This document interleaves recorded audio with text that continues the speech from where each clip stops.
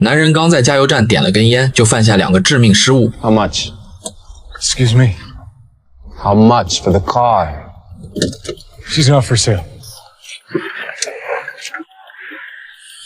Oh, I love dogs. 一个无理问价，一个客气的婉拒，本来只是再普通不过的搭话，奈何这混混仗着老爹是黑帮老大，当晚就摸进约翰家，一闷棍下去，让曾经的顶尖杀手短暂进入睡眠状态。这混混不光抢走约翰的野马跑车，还顺手干掉了约翰的爱犬。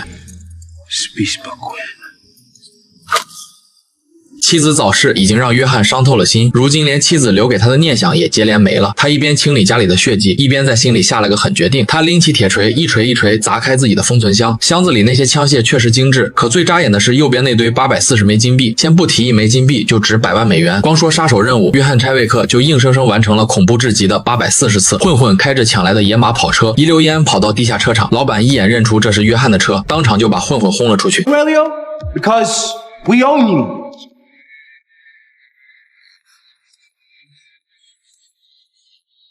Wait, what did you say? What did you say to me? We own you. You don't know me, punk. I work with your father, all right? The owner of the car. Did you kill him or what? No.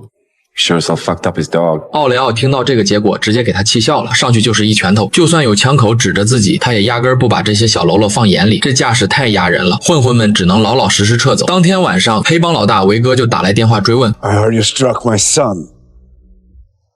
Yes, sir, I did. Yeah, may I ask why?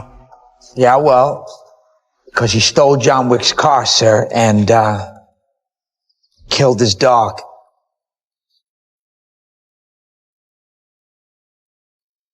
Oh. 维哥搞清楚状况后，当下觉得之前揍的实在太轻，又补了好几拳，接着才给儿子讲起当年巴巴亚家的往事。要不是儿子嘴里那个废物，他们根本做不上如今黑帮的头把交椅。为了保住这个不成器的儿子，维哥翻出压箱底的旧笔记本，在电话里郑重道了歉，说只要约翰提条件，维哥全答应。可最怕的就是约翰一声不吭，直接把他电话挂了。 What he said? Enough.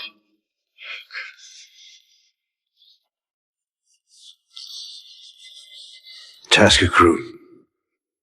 How many? How many do you have? 约翰后背有一排醒目的纹身 Fortis Fortuna Adiubat， 那是夏威夷海军陆战队基地的标语，意思是命运眷顾勇者。再加上他反戴手表的小习惯，以及近距离宿舍的战术动作，很明显，约翰·川威克就是那个外号夜魔的特战尖兵。他整好装备，准备收拾那几只偷家的小老鼠。昏暗的房间里，小老鼠端着带枪灯的步枪，简直就是活靶子。约翰借着对自家布局的熟悉，几乎枪枪爆头，枪枪致命。这片子好看就好看，在子弹打完了知道换弹匣，而不是从头到尾打不完。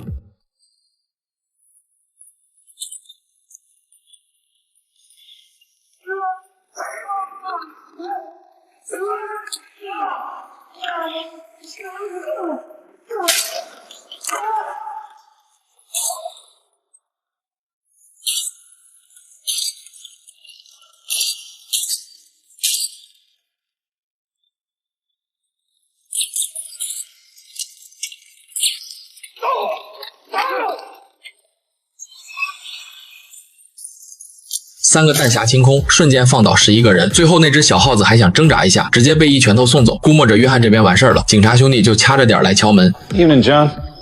Evening, Jimmy. Noise complaint. Noise complaint.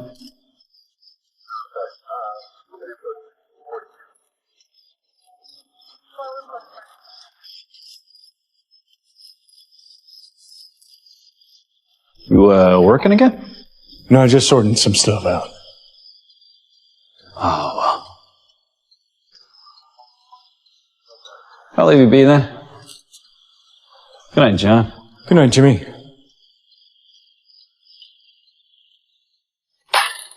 约翰打了个电话，用12枚金币订了一份12人的清理服务。来的是杀手圈最有名的收尸队，专业处理现场的流程，每一步都挑不出毛病。没出5分钟，12具尸体就打包干净了。维哥知道行动失败，也没太在意，毕竟他的对手可是夜魔。接着他挂出200万悬赏要约翰的命。维哥安排儿子去红圈俱乐部当诱饵，同时安排杀手蹲守。为了确保能干掉约翰，维哥还专门去找了约翰以前的老搭档库马斯，开价400万，想拿下这颗最稳的棋子。约翰收拾完东西，开车到了大陆酒店。这里不光是发悬赏任务务的地方，也是所有情报交易的据点。在这里花钱不用现金，靠的是金币支付所有费用，而且金币也是进内部系统的身份凭证。酒店经理温斯顿对约翰的到来一点不吃惊，在确认了约翰非复仇不可的决心后，就把红圈俱乐部的地址给了他。约翰立刻回房间整备家伙，所有装备准备齐全，发誓要跟约瑟夫讨回这笔血债。穿上定制的防弹内衬，腰间别着 HK 手枪，靴子里藏着自动刀。阔别5年的夜魔威克再次现身，借着夜色掩护，他无声无息摸到保镖身后。Hello, Francis.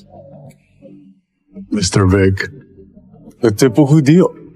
20 килограммов. Да, впечатляет. Are you here on business, sir? Afraid so, Francis. Why don't you take the night off? 枪口顶住后脑勺，临时歇会儿还是永久歇菜，对方分得清。没了外围保镖，那些小喽啰的下场显而易见，一个连哼都没哼一声就被一刀带走，一个刚说了句台词就挨了顿狠揍，接着一脚下去，壮汉的腿都站不直了。问出约瑟夫的位置后，一枪送他上路。1楼的保镖嘴上抱着一切正常，手底下人已经全没了。约翰瞅见约瑟夫的身影，刚要下手，偏巧被一个保镖撞见，两人动手打斗，一下子搅乱了整个派对。约翰只一个眼神就把约瑟夫吓得够呛，靠着保镖拼死保护，约瑟夫才勉强逃上2楼。在密集的音乐鼓点里，约翰展开了流畅的击杀表演。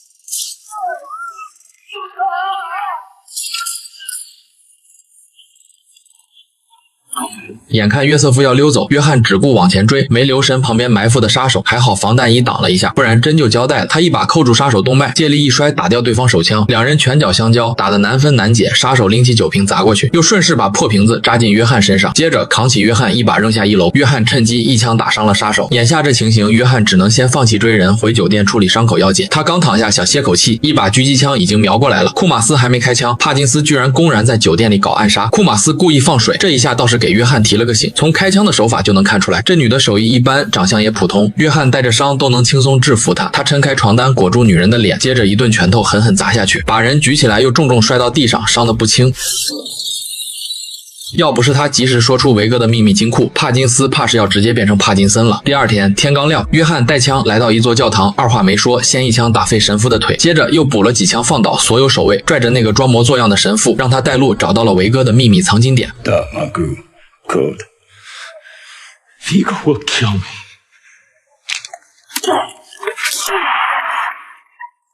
Uh-huh.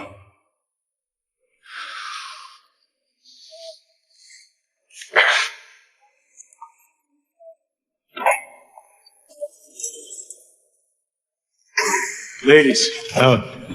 后面那个金发女人笑得倒是挺灿烂。约翰把金币和现金堆到一起，扔了2颗燃烧弹进去。真男人从来不用回头。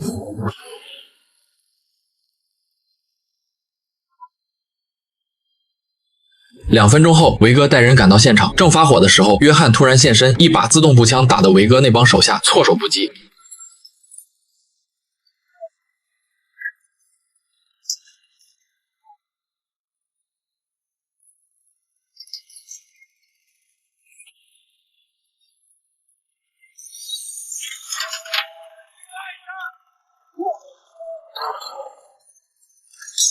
唯一可惜的是，好汉架不住人多，那些黑帮头目也不是吃素的，一个甩尾漂移直接把约翰撞晕。维哥没当场干掉约翰，无非就是想显摆一下自己的存在感，但他不明白的是，半场就开香槟，结果只能是满盘皆输。危急时刻，库马斯还是选择站在老友这一边。约翰抓住机会，一头撞倒杀手，双手死死锁住对方喉咙，再用双腿把人放倒。两人缠斗了10几个来回之后，约翰凭着过硬的体能，终于把对方彻底解决。然后他端起一把散弹枪，3枪干掉前排司机，逼停车子，一枪打穿副驾驶玻璃。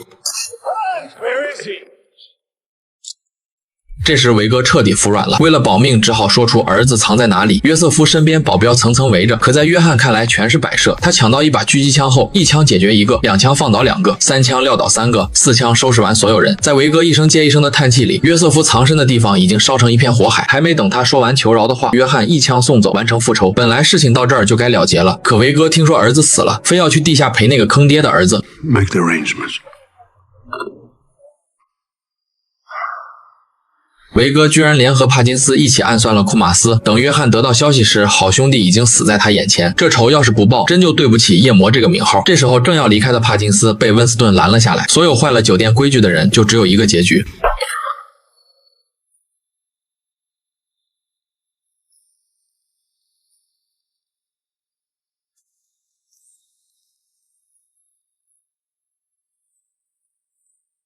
温斯顿给约翰打了电话，告诉他维哥逃跑的路线，算是为没及时处理帕金斯做个补偿。天空一声雷鸣，伴着野马的引擎轰鸣，这就是硬汉的铁血浪漫。约翰一个大右摆撞飞一辆越野车，一个大左摆别停维哥的车。约翰这套在车里开枪的手法，就跟以前骑马打仗一样利落。但凡有他一半技术，也不至于把落地成盒。接着他从侧面上车，直接撞晕律师。清理完所有闲杂人等之后，维哥提议放下枪来一场真男人单挑。他能当上本地黑帮老大，手上确实有些真本事。要不是约翰脑子够活，把维哥引到自己擅长的距离内，这场对决还真不好说。和维哥做完最后的告别，约翰路过一家宠物店处理伤口时，一只黑色小狗冲他叫了几声，引起了他的注意。